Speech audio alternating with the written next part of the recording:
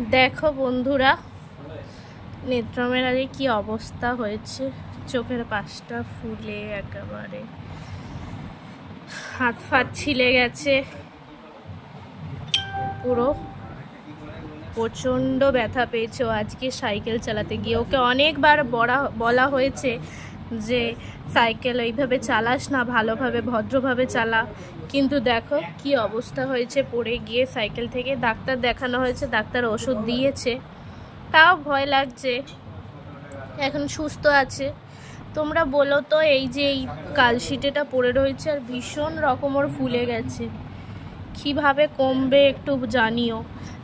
আর তোমাদেরও যাদের এরকম ছোট ছোট পুচকে রয়েছে, একটু সাবধানে, মানে যখন ওরা সাইকেল চালাবে সাথে থেকেও, আমি সাথে থেকেও কিছু করতে পারলাম না যদিও, তো তাদেরকে একটু দেখিও যে নেত্রমের কি অবস্থা হয়েছে, তারা যেন সাবধানে সাইকেল চালায়। আজ আরও বড় ক্ষতি হয়ে যেতে পারতো।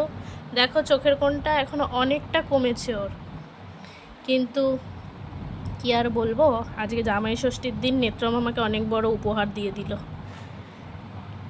চলো টাটা।